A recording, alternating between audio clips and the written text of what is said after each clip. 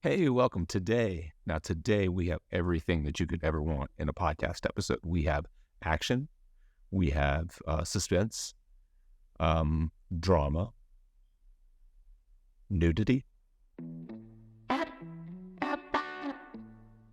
And just welcome to the Fireside. My name is Jake. So happy to have you here as always. We do actually have a really great episode today. This was a fun one. It was done with someone who I have not really known, but who I have known of, and who has been a big part of my tattoo career for 20 plus years. It is BJ Johnson, also known as Soba, who is the co-founder of Workhorse Irons and built most of the tattoo machines that I used, the coil machines that I used for the first, I don't know, for a good chunk of my career, for quite a long time. So I was excited to meet him and to talk to him. And part of the reason that we had this conversation is that we were trying to convince Soba to come out to the Paradise Tattoo Gathering, which you should come out to as well, and do a machine building seminar, machine building workshop, which I believe he is going to do. So that's pretty exciting. But anyways, we had a good conversation today about the kind of rotary revolution, or whatever you want to call all the pin style rotaries, and how that's affected his career as a coil builder. Some of the pros and cons of rotaries versus coils, which we've had those conversations before, but typically with rotary builders. This is really our first conversation with a coil builder in quite a few years. So that was exciting. And there's a lot more I realized at the end of this that I would have liked to have asked. I'd like to go deeper into as far as coil machines go, but that's probably something we'll just hold off and tackle at Paradise. By the way, Paradise is one of the sponsors of this convention. If you haven't seen already in our social media posts, we are co-presenting the Paradise Tattoo Gathering for the first time. So that's pretty exciting for me. Paradise was a huge influence on tattooers, art-focused tattooers like myself, probably 10 or 12 years ago, or 15 years ago now, I guess. And I'm just really excited to be a part of it. So I hope that you will come out to Jiminy Peak Mountain Resort in Massachusetts and spend some time with me and all the awesome artists who are going to be tattooing and teaching and presenting. This is really an artist retreat more than just a kind of tattoo convention. It's much more for the artists, I think, than it is for the clients. Although, clients are welcome to come out and get tattooed. But this event is really centered around helping tattooers grow. So I'll make sure to link to the tattoo gathering. I'll also link to all of BJ's social media and the stuff that he's doing in machine building. So without any further babbling on, let's get to the episode. Were you tattooing for a while before you started building machines, or were you kind of doing it simultaneously? It was kind of accidental, but it was simultaneous. So it wasn't much of an apprenticeship. It was kind of like a crash course thing. And the guys that had the shop that I was at ended up both leaving like 6 months into my apprenticeship. So when I started, like, the dude that was teaching me had me order a swing gate kit from National and to put it together without any instruction, just to kind of, figure this thing out, look at one, and then, try to match this stuff up. I mean, showed me some soldering things, but, basically just, figure this out, have fun. And that kind of really got me into it. The other thing is that there was only one guy in the shop that could tune machines. And so if your tattoos weren't going well, we said, oh, you got to give them to John to tune up. But John didn't really know anything. He would just fudge with them or whatever. And so I was like, well, if I want to be good at tattooing, I really need to understand my tools. I really need to be able to tune these things on my own. And so I started really getting into the technical aspects of the machinery, the inks, the needles. Again, like when I first started, we were using Icon loose needles, and we were making needles,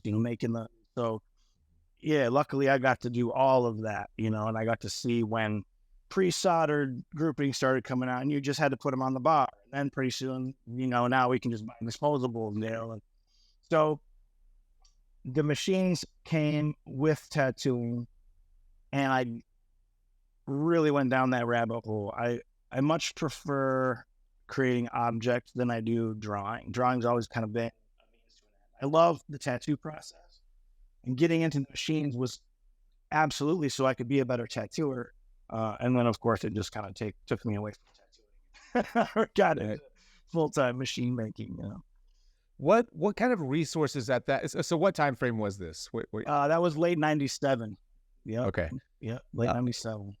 what resources were out there? You said you kind of dove into the machine side of it, the needle side of it, the ink side of it. What were you able to find at that point in time to help? The only thing available, well, the first thing available were those icon sheets. If you remember, they used to send out all these technical bulletins or whatever, and they were kind of explaining needle groupings and things like that because they were trying to sell these needles, right? So that was really my intro into that. And then whatever else I could find, of course, there was the Huck Spalding A to Z, tattooing A to Z. Guy had the first version of the Reinventing the Tattoo, or the very first one that he did. And there was a lot of stuff about like prepping your tubes and things like that. Not a lot about machinery, but that was still more some technical focus. And then I went to the Motor City Convention. I think it was 99,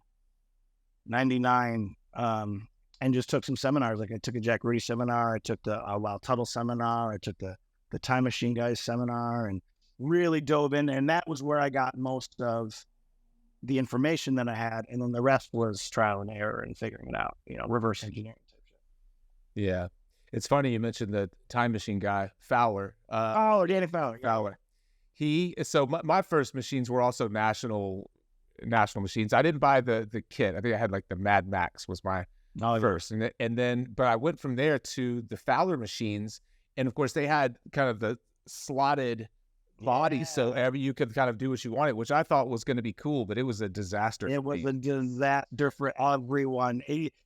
The more adjusted, that's why I haven't gone down the route of like, a lot of the newer machines that have, especially with the rotors and stuff like that, there's a lot of adjustability. Most people don't really want that. They want plug and play. They don't want to have to think about it. They want to be in the skin, not in the machine, right? So I think that those time machines, being able to play with them, they wouldn't stay in tune. You didn't know what you were doing, so you're messing with them, and it was just kind of like a nightmare, Yeah. So how did Workhorse come along? I knew that by the time I was introduced to you, I bought I think your first machines through Workhorse Irons, right? And so what was the transition from building to building, just trying to figure it out, to building to sell and to as I didn't know a lot. I had my first machines were investment casts. So like the Phantom, I don't know if you ever saw any of those really early Phantom machines I did. They were all sculpture and stuff like that. It was because of the forum. So I was on Mario Barth had a forum, Starlight Forum. It was the first one. And then Seth got on there, and then Seth started Reed Street. And so I was one of the first ones to jump from Starlight to Reed Street. And then it was just like on that thing nonstop, all day, every day, just really, really soaking up as much as I could, and contributing as much as I could as well. So I was figuring out making machines. I did do some the investment cast stuff, but I really wasn't doing it correctly. And of course, I had some guys on there I looked up to, and so I would send them some stuff that I made, and they would tell me how bad it was and what I needed to do to correct it, which was awesome. I was really, really grateful for that. And so I did do that. And then the forum kind of became a place for other people to just get quick info before it was readily available. Like nowadays, everything's out there, cast completely out of the bag. But back then, it was still kind of tough to figure out real information. So that's when you started to see a lot more machine builders popping up because the information was out there. So it was Seth's idea to kind of band together, a handful of us, pool our resources so that we could still have the same quality of machine, but offer a better price point, because some other people were undercutting us, at the what the rate should be.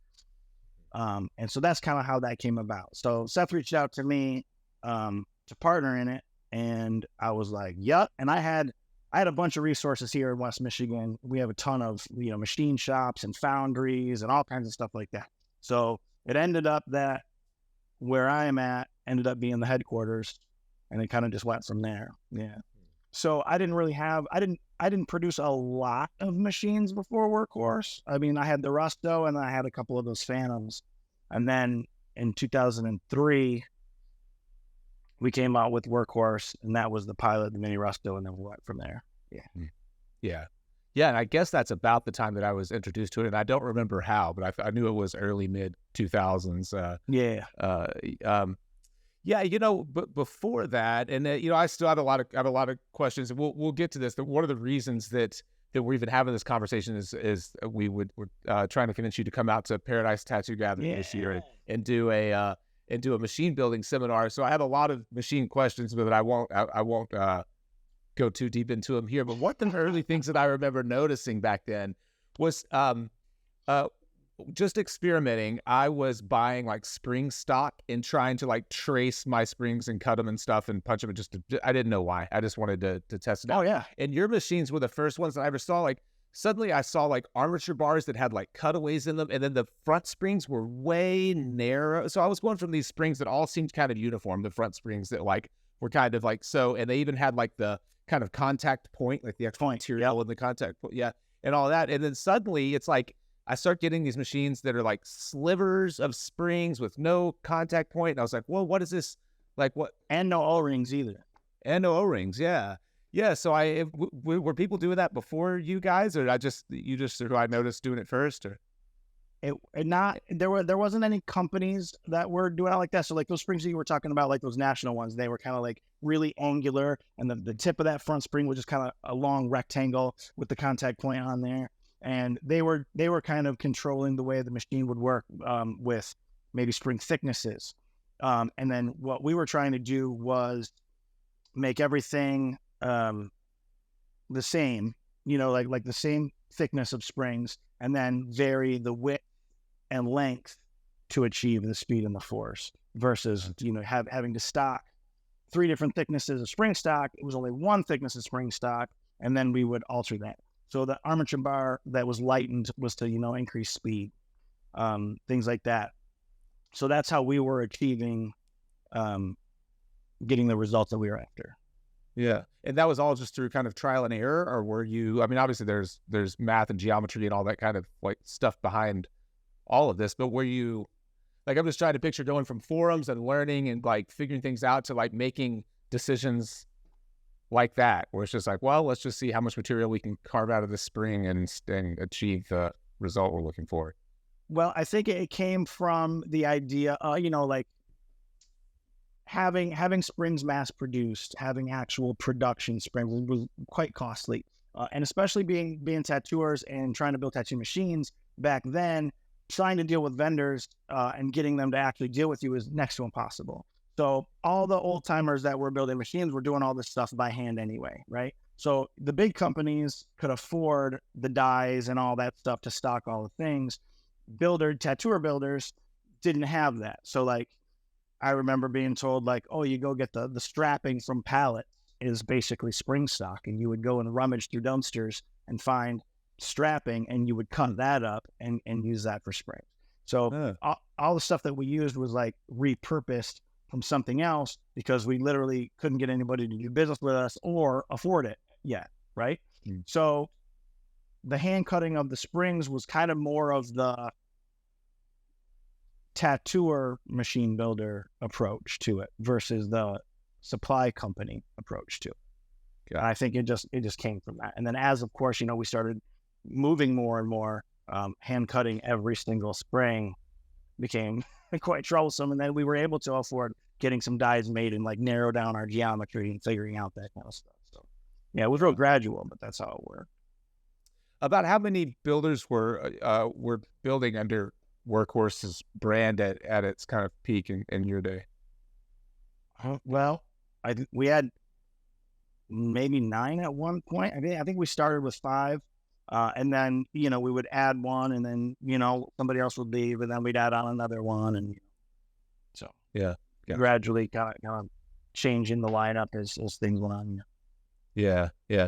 And as far as like when someone would come in, I guess the whole point of that is to have some kind of like streamline of production. So would you have to like find, I'm asking these questions, they may be kind of like ignorant. No, you're asking, like when people come in, is it like basically the geometry is the geometry, and what they bring to the table is the kind of moving parts or or not the ergonomics, but like the look of the machine, like say like an Aaron Kane machine, just kind of like right. just the frame looks different, or what were the individual kind of like qualities of the builders that you would bring in, like Aesthetics and the way they tattoo.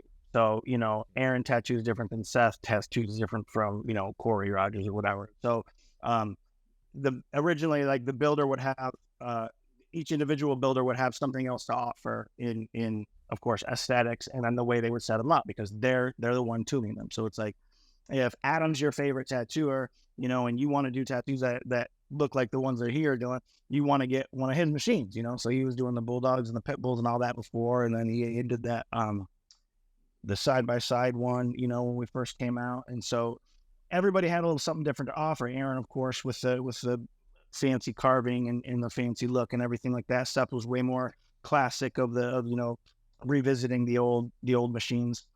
I was just kind of coming up with my own. I wanted to make my own models. I didn't want to, do anything like that. So that's kind of where it was. Everybody had a little something different to offer. Gotcha. Yeah, that makes sense. And you guys were, if I remember right, you were kind of servicing the machines as well, right? If someone if there were things like, Oh yeah. I mean, first, of course, it was everybody, like, so we would produce the main parts here. So, having the frames made, machined, finished, having the coils, I would wind in the coils, solder them, whatever. And then doing like the preloading stuff, and then send those to the builders. Then the builders would literally set up and tune every single one, sign them, send them back. So at first, yeah, if there needed to be service, you would contact whoever's that was. It got a little hectic there for a while. Some, like stuff that moved to Spain or whatever. So it was pretty difficult for people to get, his machine service being overseas and stuff. So then we started doing, okay, if you need something, then we just handle it at headquarters and go from there. yeah, But all the builders always had their hands on the machines. Like they were tuned and signed by the associated builder, for sure. gotcha. Yeah. Yeah, because I can remember, making kind of, mistakes with mine, and I really didn't know, I knew to kind of like clean contact points, and or I would, sometimes like try to put a little more tension in the back spring to get, but I would overdo it inevitably, and then could never get it back the way that I wanted, to end up having to send it back to you guys to do something with. So I thought I had remembered that you were doing a lot of service as well. Yeah. And so that kind of leads me into, so we've obviously had this kind of crazy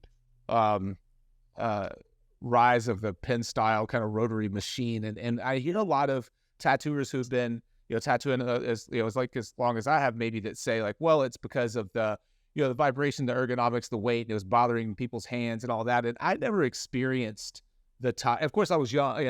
Maybe I would now at nearly 50 years old. That might bother me more. But in my 20s and 30s, whenever I was using coils every day, that was never a real complaint. Sometimes heat, or something. I have to like wrap my hand in a paper towel if the machine was getting hot on me or something like that. But whenever I was first introduced to a rotary, the first one that I saw, we had this guy. I don't know if you remember Dimitri HK. He's the awesome tattooer but he was tattooing at our shop here in Memphis, and he showed up with the first Cheyenne pen, or not pen, Cheyenne, whatever, the original kind of like Hawk or something like that, and snapping cartridges in and out, and the cartridges blew my mind. It was more just like whenever I first saw that, I was like, well, I've got to try that. What even are you doing? Like, how are those cartridges even working? Where's the needle bar? I didn't understand it. Yeah, it was wild. Super wild.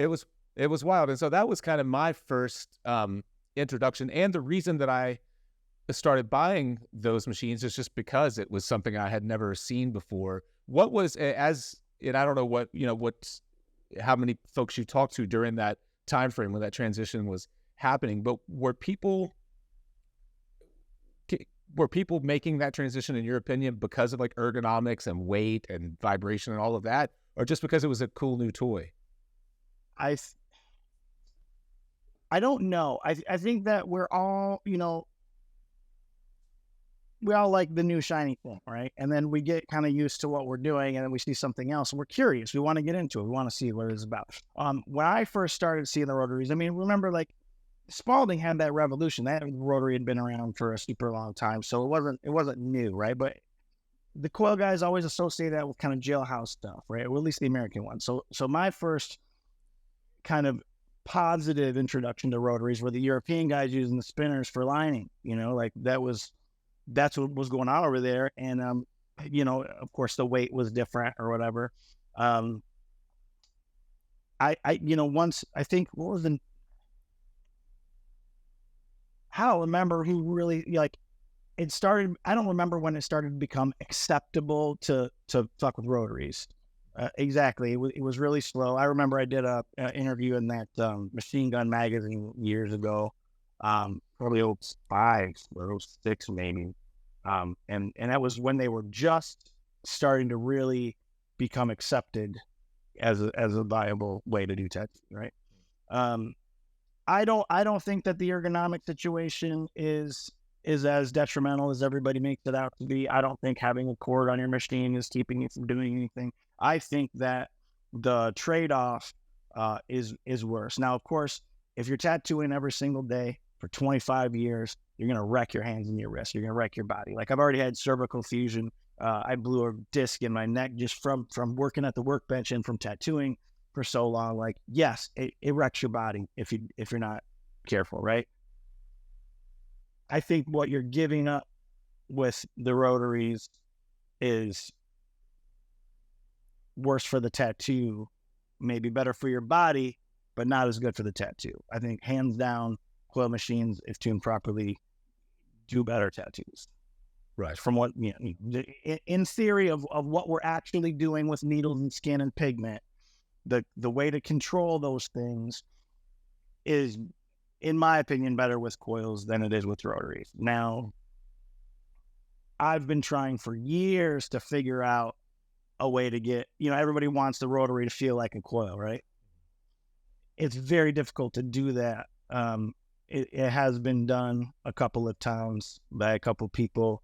I've got something in the works that I think would be a good addition to the pool, but we'll see. It's getting there, but it's not quite there yet. You know what I mean? Sorry to interrupt, but I wanted to mention the Inside Fireside Tattoo Club. That is where I'm spending a lot of my time and energy right now, is just trying to create the best possible environment for our club members. The Inside Fireside Tattoo Club is a place where tattooers can come and draw together, pick each other's brains, talk about gear, supplies, all that stuff. We do a lot of live events every month, every week, really. We have 2 drawing nights each week. We do a client role play night to help you to get more comfortable interacting with clients and taking better control of your consultations so that you are directing the conversation in a way where you can create the best possible tattoo for your clients. One of the coolest things that we're doing that's getting the most kind of feedback is our technique talks. We're doing those each month where we're bringing in some high-level artists in a particular kind of genre. So last month we had Ulyss Blair come in, and basically it's a roundtable discussion. Ulyss comes through, kind of goes through his portfolio, talks about his process, talks about the gear that he's using, the inks, the needles, all that kind of stuff, how he works with his clients. And then you get to ask questions and share ideas and things like that. So it's similar to just watching a Fireside podcast, except for you're shoulder to shoulder with me, asking questions and sharing your ideas along the way. And we do record all of those, and they're available to Inside Fireside members. So if you join today, you can go back and listen or watch Ulyss's talk. The month before that with Patrick Paul O'Neill was really fantastic, and then we'll continue to collect these as we go. We had Evan Qualls before that, a really fantastic artist as well. This coming month, we actually have today's guest, Soba. BJ Johnson is going to be doing a technique talk on coil machines. So finally, I do want to thank and recognize our newest members. Ruby White, Dylan Land, and Jack Mitchell are our 3 newest members. I want to welcome them to the club. I will link to their portfolios below so you can check out the work that they're doing, and you should come join them as well and draw alongside of us on our drawing nights. All right, enough. Let's get back to the show. Yeah. I've had some pretty deep dive kind of conversations with Carson Hill in particular on this topic. And he told me a story about years ago about he and Guy and a handful of other tattooers getting together in a hotel room at some convention years ago. This is probably 20 years ago. and he was like mapping. They would all brought their favorite coils. This is before rotaries. They brought their kind of favorite coils, and he was showing me these kind of line graphs of like speed and power through the oscillation and stuff like that. And we're talking about like everyone who's building or using rotaries, how to get them to feel more like a coil. And he made the comment that, well, we're basically trying to turn, you know, a rotating type of movement into an oscillating movement. And that's what all the mechanisms, you know, that we're using, like his cam system, are trying to mimic. And he was like, but, you know, the like you're saying, a perfectly tuned coil is like moving at its optimal speed and power as it's going its fastest as the needle is striking the skin, and it's retracting at its fastest as the needle is exiting the skin. He's like, it basically, when it's working right, it's the perfect type of whatever, like movement and path. And so, you know, Carson's trying to do what he can with the cams to mimic that, and other folks are trying different ways. And then, of course, we end up having these whole other conversations about cartridges and the trouble with cartridges and the inconsistency from one to another. And, you know, I use rotaries all the time, but the more of these conversations I have, I keep finding myself going like, is this really worth the trade-off? Like, right. Well, so it's the way that the industry is moving. Okay, so now it's more about the ease on the tattooer than it is quality tattoo for the collector. It's more about, you know, like, oh, I want to use one machine and snap these cartridges in and out because it's less of this and all that, but it's not better for the receiver of the tattoo. So this is to benefit the tattooer, you know, and of course supply companies, not necessarily the actual tattoo. So, I mean, I might die on that hill, but yeah, take my opinion. Yeah, I think it just seems like there are so many kind of ongoing hurdles that no one's really kind of properly solved. And one of the big things, because they don't care as much. I mean, like the care isn't there. That's not the important piece to it, you know? Yeah. Unfortunately, you know, they forget that how long that tattoo is going to be on the person, way longer than your post is going to be up on Instagram. Like the focus, your desired end result is different now than what it was. And that's what's causing a lot of this, I believe. Yeah. Right. Yeah.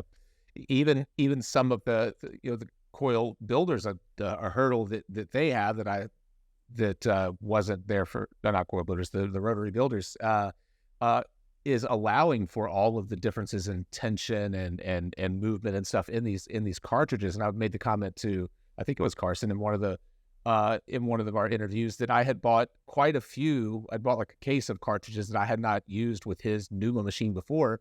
And I went to use them, and they were spitting ink everywhere. So I basically ended up putting his machine down for probably 2 months while I went through all of those carts. While you went through the carts, yeah. Yeah, I was like, I don't want to throw them out. I'm going to use them. I know other machines that I can use them with. And of course, he's just like, I hate to hear that. But like, what do I say to it? Like, I would probably do the same thing.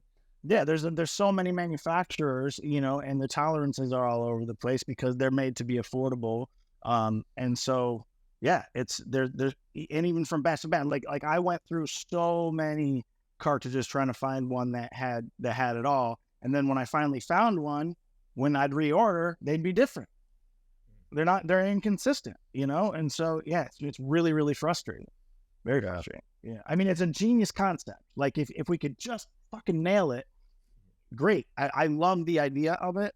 And there's a place for it. It's great, but it's not all the way there yet, you know? Is there any chance of working out I can just, and I don't know like I said, the math or the geometry, any of the science that goes into it, but my thought is dealing with springs on one side and rubber bands on a cartridge or whatever, membranes on the other side, for using cartridges in a coil, or even in a rotary, like say a Cuban or something like that, that uses a spring that mimics a coil. Is that just a complete lost cause? Sorta, and not. So when you're tuning a coil machine, you're based on the cartridge adds extra tension. So when you tune it without being loaded, as soon as you put that cartridge in there, you're throwing so much more into that mix that it's completely not tuned anymore. So it doesn't work. So you really have to tune it. I've been through this. I was working with a couple guys on a solution for that, trying to make coils for carts. We had a solution, but again, it's all about the tune. You can't use a coil that is tuned to run a needle bar and a cartridge with the same setup. You can't, because the membrane and the rubber band in the cartridge throws off the tune of your springs on your coil machine. So it's got to be one or the other. It can be, you can do it. You can run, you can run cartridges with a coil machine, but it's got to be set up for that specifically. And then, of course, get a different cartridge, different tension, throws off your tune, and so now it's not running the same, and you're not in the skin the same that you were. So yeah, it's a frustrating thing trying to use cartridges with coils, for sure. Yeah, I could see it. Yeah, that was the point before you just said it that I was going to make, is if you even, like, when you get your cartridges out, if you even just press the plunger just to take a look at your needles, or to make sure that they're not frozen up in there. I can tell you often, and it's like stuck in there, it doesn't want to protrude. But just the difference in, like, some you feel like you can barely lay the pressure of your thumb on it, and it shoots out, and others you have to really press, and it seems it's such a huge swing that I think, it just doesn't seem like it would be worth the time and effort that it would take to make that work. Because the whole idea is, again, to not have to think about your tools, to think about the tattoo, to think about the art, the piece that you're doing, right? There's so much other things going on during the tattoo. You don't want to think about the machinery. That's the whole point of getting a good machine that was in tune, and then it stays in tune and you don't have to think about it. You load it up with the same shit that you use, same ink, same needles, same machine, and then now you can really focus on your tattoo. So now all we're doing is fidgeting with all these other friggin' things, Right. I think that's the big hang. Yeah. What can you run me through just a little bit of, like, let's say, so we're saying that maybe 2005, 2006 is probably a little bit early, but let's go back that far. Like, your typical day as a coil machine builder in 2006, 2007, as opposed to today. Obviously, you're not selling as many coils as you were then. So can you just kind of give me a snapshot of what comparison? What do you mean?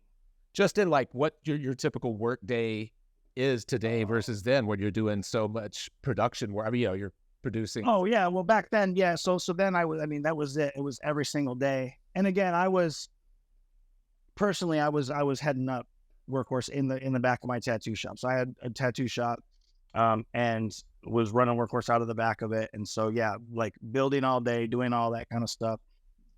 That's kind of what took me away from tattooing. I didn't have any time to draw. I didn't have any time to tattoo hardly at all because of that. So now, like, yeah, my building, I have a bunch of other projects that I do now instead of having to build all day. Yeah, because I'm selling a fraction of the machines that I was before, for sure. Do you feel, because one of the reasons we're having this conversation is when we reached out and asked you about doing a workshop, maybe like a build a machine workshop at Paradise, your first comment, which kind of when I first heard it, I thought, wow, that's crazy. That I never would have guessed I would hear a question like this. Like, are people interested in taking? They even care anymore. Like, is anybody going to take this seminar? Am I going to come out here and get all set up? And is anybody going to be interested anymore? Because most of the new tattooers, I don't even understand why they might want to care. Like, the information is gone. I think that's a good point. And we're talking about it, Paradise being kind of an art focused event, probably some younger tattooers, more like a lot of art nerds, not a lot of, like, loyal to the coil kind of old school tattooers, probably maybe none. I don't know. For sure. So yeah, it's a good question. It's partially why we're doing this, because we would like to gauge for everyone that's watching this. I would like to get some feedback on if you're planning to come to Paradise. I love Paradise. The Paradise Tattoo Gathering is amazing. I've loved it. I've done it like 4 times, I think. The place is beautiful. The camaraderie is beautiful. The way that everybody kind of interacts with each other. There's a very much lack of ego. It's about that growth. It's about that sharing of things. And I really do love that. So it's a good time, and it's like a little mini vacation that we all get. No one actually wants to. No tattooers really want to go on vacation. We just want to do tattoo and art stuff anyway. Right. A little bit of the best of both. Yeah, absolutely. Yeah. And that was one I do want to pose the question to viewers here, is if they are planning to come to Paradise, maybe they can leave in the comments if that's something they would be interested in. I mentioned it to our Inside Fireside Tattoo Club, which is kind of a private group that we do on Discord, in one of our drawing nights. And there were only about five, it was actually a Friday night drawing night. There were only 4 or 5 people on the drawing night, but every one of them were like, I would take that. I'll definitely take that seminar if he's there to offer it. I was like, oh, Wow. cool. And there, yeah, one of them has been tattooing about 19 years and she still uses coil. She's a Canadian. One of them has been tattooing for maybe 3 or 4 years, much younger, a guy from Arizona. I don't think he's ever touched a coil, but he was like, I would definitely be down to take that. So I do feel like there's this, for people who never used coils and they hear the same thing that we were just saying right here, is like, we're always trying to mimic the trying to get rotaries to mimic coils. And I feel like that people are interested enough that they're like, well, what is that? Like, what do they mean by that? You know, What do they mean? I've only used pins forever. So maybe if I could, build my own coil, I could get an idea of what that's about. It's funny. The reason that I said I never thought I'd hear a question like that is because back whenever I was overbending my springs and having to send the machine back to you to repair, that would have been a godsend to me to be like, oh my God, like, you could actually show me how to do this. I was buying the tattoo machines and their secrets books. I was trying to do everything I could to figure it out on my own because I didn't travel much back then. Of course, there was no internet, or there was no social media, or no there was nothing like it is today. So it kind of struck me. I was thinking before we set up to do this call, it's like, oh, it's crazy to think, that But here we are. Having that conversation, exactly, like this thing that's been around and has been so incredibly important is almost obsolete already, and it did happen really fast, really fast. Yeah, incredibly. I wonder, do you feel like that? I mean, everything seems like it kind of comes back around. Obviously coils are a lot more interesting to look at. They're a lot just, cooler all around. And do you see any, do you feel like it may kind of swing back around? I know maybe not in sales or whatever right now, but just in your own kind of experience talking to tattooers. I think there is. Yeah. We have a lot of, like what you said, like people who have been only tattooing for a couple of years, who've never even touched a coil machine. They are hearing about it. You can't be completely ignorant to the existence of coil machines, right? Like, even if you've never seen one. So I do think that they're curious. I do think that, it's kind of the same thing with the older guys getting interested in the rotaries is the other way around, because, okay, well, we're kind of used to this now. We kind of know what to expect. And is there something more that I could get out of something else? I'm curious. I want to see. So I do think we're going to see it swing back. And everyone was saying, like, from the very beginning, every the bottom's going to fall out, wild's going to fall out. Like, we can't sustain this. And I've always been, it just keeps going right on. So now, honestly, I think it's got to, right? The bubble's got to burst at some point. Like, some people aren't going to be able to support themselves doing this because it's so completely flooded, and you're only going to have real curious, dedicated people who care about the craft, and they are going to want to absorb that information. They are going to want to carry that on. It is cooler. It's like, you're not going to keep a rotary pen. You're not going to have them all like you should see my booth. I have like a collection of like 150 tattoo machines, like on display on my bulkhead. You're not going to see that with these pens. You're not, you're going to throw them away when the motor runs out and you're going to get another one. So that in itself is like this collector aspect of it. The part that it came from someone who built it for a purpose, and the fact that they age well, they're really cool, It's that magic. Springs and magnetism, man. Like, yeah, it's you gotta get it just right, and then it's like, yeah. It's not just. I can't help but feel the same way, especially as we see. I mean, I know that every time you think, well, this thing has kind of gone as far as it can, something new comes out that's that sets a bar higher. But now, like, everything is pin style. It comes with its own built-in kind of battery packs or rechargeable stuff. The last couple that I have like LED screens on them, and you can change the color that it glows, and it's got an app that comes with it. It gets to a point where you're like, this is silly. This is just goofy, and it's over the top. It's over the top, and so that's why I wonder, like, at some point, how many flashing lights and LED readouts and how many things can you do to them? You're like, all right, you've done everything you can to make them look cool. We're constantly dealing with some shortcomings here or there. Although a lot of people have, learned for some things they work perfectly fine.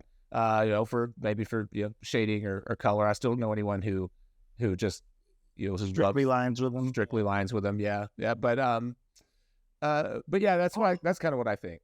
All those bells and whistles, again, have literally nothing to do with the tattoo. Nothing. It's all about the tattooer's fidgetiness and seeing the fancy lights and making everything in their shop pink or making everything green. And that's fine. That's fine. That's cool. But it's completely unnecessary, and it has nothing to do with the end result of your work. And that is what is going to give you longevity in your career, is doing good tattoos. Yeah, that's good. That's well said. Doesn't matter what LED color your fucking battery is. You know what I mean? Like, it's not going to help you do a better tattoo. One other thing that's interesting that I think might show us kind of cresting this is, for so many years when I started using like pin style rotaries, I had my clients going like, "Whoa, is that machine running? That is so quiet. That's crazy." And then for the last couple of years, it's like, "You don't have a cord? What is it running on batteries?" Like, yeah. And now nobody says it. They all know. All the clients know. Yeah. If I got out a coil and started using it, people would be like, "Whoa, what is that?" You know what I mean? Yeah. The client tells them. So loud. I don't know. Yeah. It's so cumbersome to be tethered to the fucking. Yeah. Yeah. So maybe the coil becomes the next conversation point for this new group of clientele that it's only been getting tattooed for 10 years, There you go. Yeah. See? Yeah. So there's another value to it right there. That's right. Well, yeah, I hope I've enjoyed this. I appreciate you taking the time, and I hope we can get some feedback on the workshop. But I do really believe that enough people, even people who have never used coils before, are curious enough, to take that plunge. I hope so. And that's really why I did want to, sit down, and thank you again for having me on here. I am curious to know what people would want to know about. I know a lot. I've been around a lot. I've been doing this for a long time. I could go on and on for days about subtle little stupid shit that no one cares about. I want to know what people care about. I want to know if they're curious. Do they want to build a machine? Do they want to just have a demo? Do they want to talk, theory? Do you want to argue? Because I would love to participate and have something to offer this year at Paradise. So yeah, I'm open to feedback. I'm open to people. Send me a DM, send me an email. Let me know what you think. Let me know what you'd like to know, if anything. I'm about it. Yeah, that's awesome. I hopefully will get some of that feedback. Another thing that I would love to do outside of just outside of the seminar and the workshop is something on the main stage that's maybe kind of a roundtable discussion or something, especially if we could get, a handful of knowledgeable people like yourself up there, maybe someone I haven't talked to, any other machine builders, but it'd be nice to have maybe a coil builder, a rotary builder, especially someone who came from coils and is, now building. That'd be awesome. It'd be cool to have like just a panel kind of discussion. Watching those panels, yeah, they're really great. Yeah, me too. Me too. Hopefully Joey Cab will show up again and entertain everybody. I love seeing him. Yeah, absolutely. All right. Thanks again for watching. That was a fun one. I appreciate BJ's time. I appreciate your time and your support. Again, I'd love for you to check out the Inside Fireside Tattoo Club and definitely join me at the Paradise Tattoo Gathering. It's going to be an experience like you don't often get in the tattoo world. I'll link to all of those things in the show notes and the video description below. Have a fantastic rest of your day, and see you next time.